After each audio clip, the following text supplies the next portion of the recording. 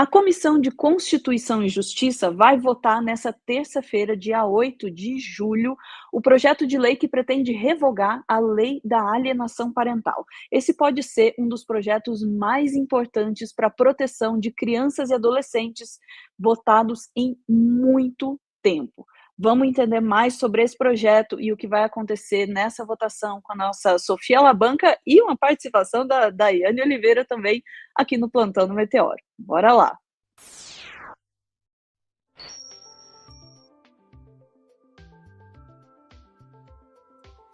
Boa tarde, Sofia e Daiane. Vamos fazer aqui um corte triplo.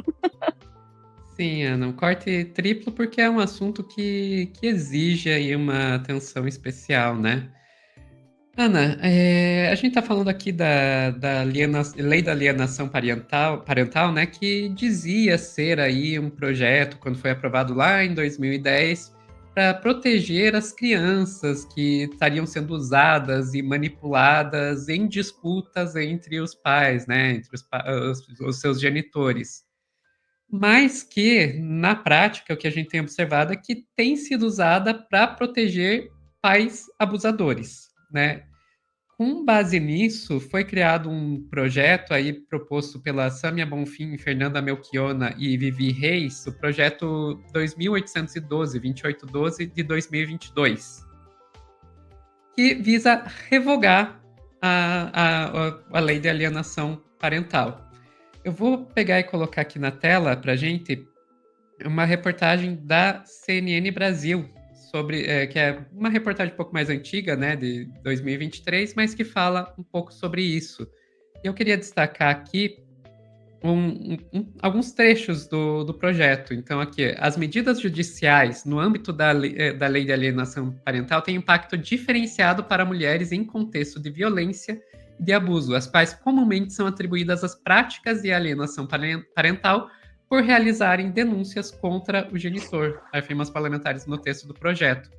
Hoje, passados 12 anos, agora já são mais de 12 anos, né? A gente já está falando de 14 anos, desde a sanção dessa norma, temos como conclusivo que ela não apenas não gerou os efeitos desejados, ou seja, os de reduzir atos abusivos de genitores no processo de separação e disputas por custódia, como tem sido aplicada de maneira a gerar problemas ainda mais graves que aqueles que pretendem mitigar. Então, é disso que a gente está falando, de projeto que, em teoria, seria para proteger as crianças, mas na prática está sendo usada para proteger os abusadores, né? Que definitivamente não é o que nós deveríamos estar fazendo. E toda essa lei é baseada numa tese aí pseudocientífica, né, da síndrome de alienação parental, proposta aí pelo Richard Gardner, que eu digo pseudocientíficas porque, de fato, não tem nenhum embasamento científico para acreditar que existe essa síndrome que afetaria as crianças que estão sendo usadas para atacar o outro genitor e assim por diante. A ponto que isso está sendo repudiada, essa ideia da lei da alienação parental, por uma série de organizações, incluindo a ONU, a Comissão Interamericana de Direitos Humanos, o Conselho Nacional de Saúde, Defensoria Pública e tantas outras aí, nacionais e internacionais. Por isso, Ana, que é importante. Vou até trazer um exemplo. Vou voltar na tela com a CNN Brasil, que eles trazem também aqui umas outras aspas interessantes aí de um documento assinado por peritos da ONU. Sublinhamos com preocupação as consequências perturbadoras para as mães, muitas das quais não tendo outra opção senão permanecer em silêncio relativamente ao abuso de seus filhos pelo seu parceiro ou antigo parceiro, face ao medo de serem acusadas de alienação parental e perderem os direitos de custódia. Então, vocês imaginam a situação. Você tem uma mulher que está vendo seus filhos serem vítimas de abuso e ela não pode falar nada, porque se ela falar alguma coisa é acusada de alienação parental e pode perder a guarda do seu filho. É nesse nível que a coisa chegou. E daí por que a gente está falando disso hoje, Ana? Porque amanhã, dia 8 de julho de 2025, vai ser votada pela CCJ, né, a Comissão de Constituição e Justiça, esse projeto aí da Sâmia Bonfim, Vivi Reis e Fernanda Melchiona, que visa revogar essa lei. E daí eu vou trazer um post aqui da própria Ana Lesnovski, que está com a gente aqui no nosso corte, que está lá no Instagram, né, falando sobre o que pode ser feito. Entre em ação com 3 passos simples. Compartilhe esse post no feed e nos stories. Marque @ de seu deputado com o recado "Vote sim ao PL 2812 de 2022" e convide 3 pessoas para fazer o mesmo. Cada voz conta, porque sim, nós temos até amanhã para pressionar os nossos parlamentares e ter alguma chance de revogar essa lei que dizia querer proteger as crianças, mas no fim só coloca elas ainda mais em risco.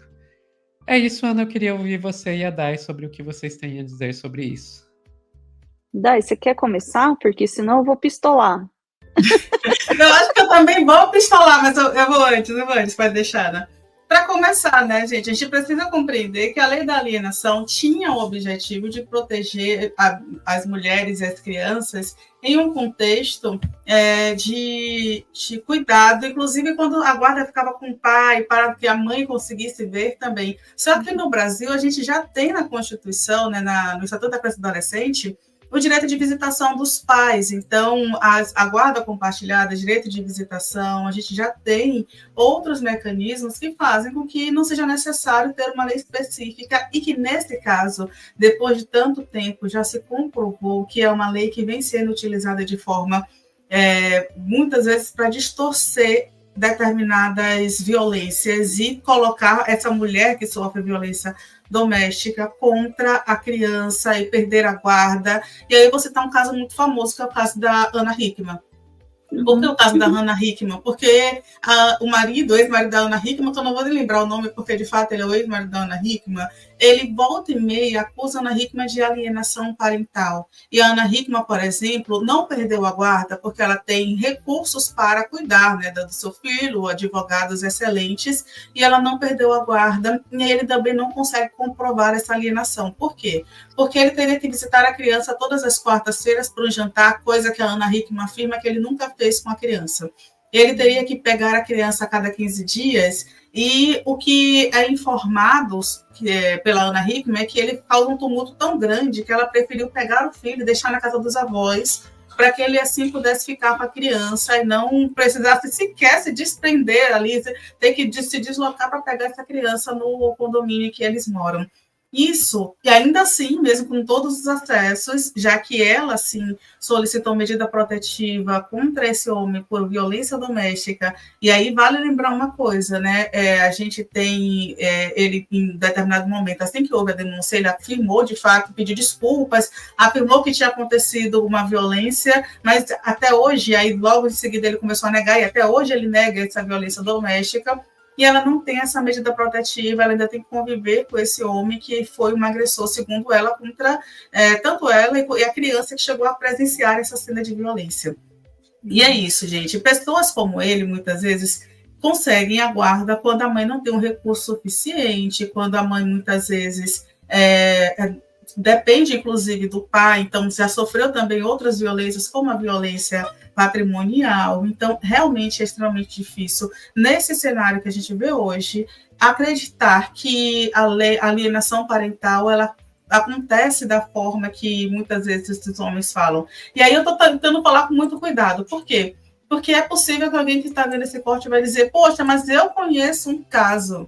E aí, geralmente, a individualização de casos específicos acaba sendo tornado como se fosse uma realidade universal em um país que, gente, de 2019 até 2024, quase 1 milhão de crianças não tinham registro do pai no seu documento, na sua certidão de nascimento.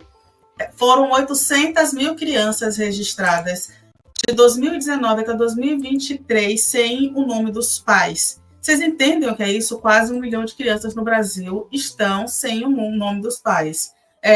Mulheres que são responsáveis por chefiar, mulheres são responsáveis por chefiar quase a metade dos lares brasileiros. Aí a gente ouve um discurso assim dos caras dizendo, não, mas é porque a mulher só quer pensão, quer dinheiro para sustentar a vida, sustentar seus luxos.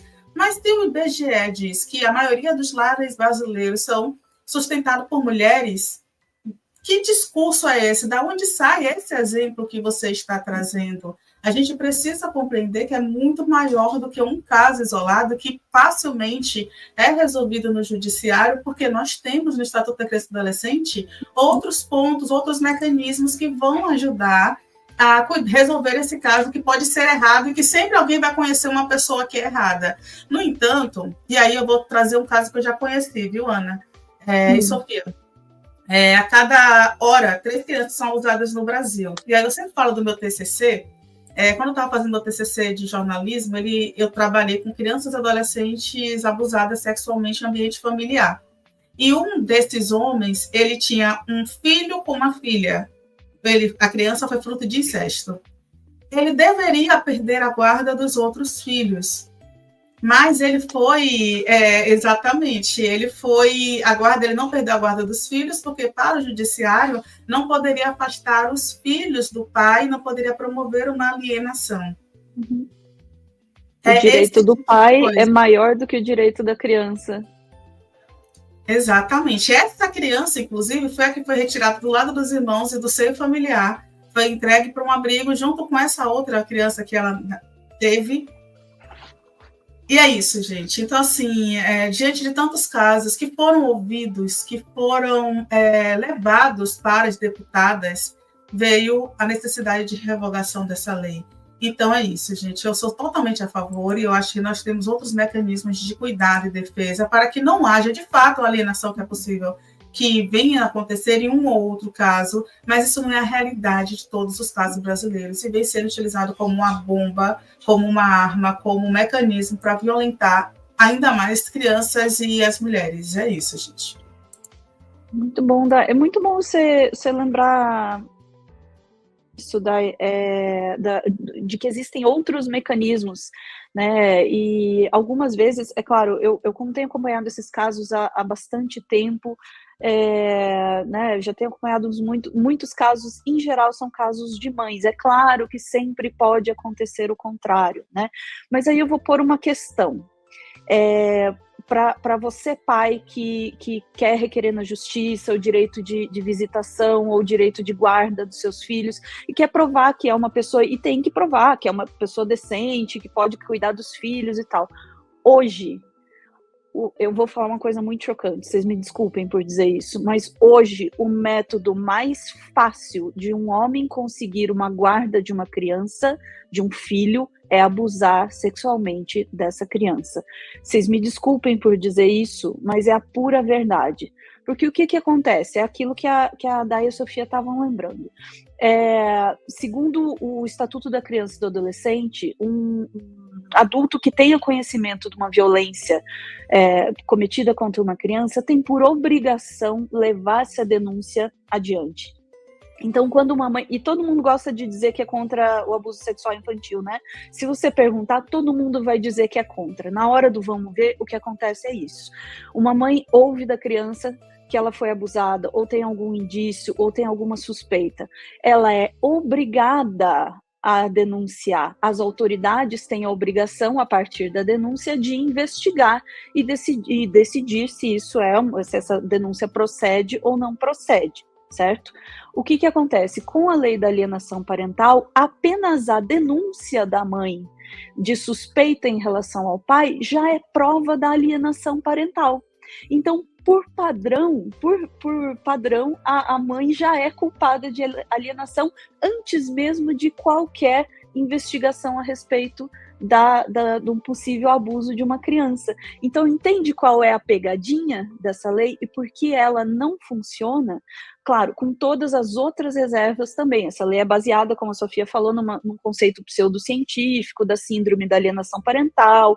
A gente tem vídeos sobre isso e tem vários materiais na internet a respeito de quem foi o Richard Gardner, de onde se originou esse contexto. Mas o mecanismo é que me chama a atenção. Essa jogada. O abuso acontece, a denúncia é obrigatória para que haja uma investigação, mas a própria denúncia passa a ser a comprovação da alienação parental. Para não falar de todo um mercado de advogados e psicólogos que ronda essa questão e que vendem laudo, forte falar isso? Parece forte, mas tem muitos inúmeros casos de laudos de alienação feitos sem sequer falar com a mãe, sem sequer falar com a criança. Aí, quando a criança expressa, né, o que foi o abuso, ou expressa que não quer ir na casa do pai, lá, comprovação do quê? Do abuso? Não, comprovação da alienação. Então, a acusação de alienação parental, ela é uma acusação autoprobatória. Enquanto a acusação de assédio, de abuso, ela é escanteada, porque ninguém quer lidar com a possibilidade de que esteja, né, havendo um abuso, ninguém quer lidar com essa realidade. Então, hoje, o que a gente tem é uma série de casos de mães que têm a guarda revertida para os pais, porque elas pediram à justiça, investigue uma suspeita de abuso sexual. E aí, a gente pode considerar que a gente é mesmo contra o abuso sexual, se é assim que a nossa sociedade lida com uma suspeita de abuso sexual infantil? Hoje eu diria... Aí, pistolei já, desculpa, gente. Hoje eu diria, não existe um mecanismo de proteção a crianças nos casos de abuso sexual. Hoje, efetivamente, na prática, a lei brasileira, com a lei da alienação parental, permite, de novo, é forte, com a lei da alienação parental, a lei brasileira permite o abuso sexual de crianças desde que elas sejam seus filhos. Porque na prática não tem como investigar, não tem como punir, porque a acusação de alienação parental sempre vence no tribunal antes mesmo de haver qualquer tipo de investigação do abuso. Então, assim, a votação que vai acontecer amanhã é importante, não é a votação final, é a votação na CCJ, mas é um caminho, né, para corrigir um erro, que, desculpa, eu estou me estendendo, mas como é um assunto que eu pesquiso bastante, é um erro que é suprapartidário, tá? Essa lei foi proposta por... Agora eu não lembro o nome do cara que propôs, mas era de um partido de direita, com base nas teorias do Richard Gardner, mas foi relatado pela esquerda, tá? Tanto esquerda quanto direita erraram na proposição dessa lei. E hoje, tanto esquerda quanto direita reconhecem, e é um dos raríssimos casos de apoio suprapartidário e em todo o espectro político, apoiando a derrubada dessa lei também. Vamos ver o que acontece. E eu queria lembrar de novo, assim, para...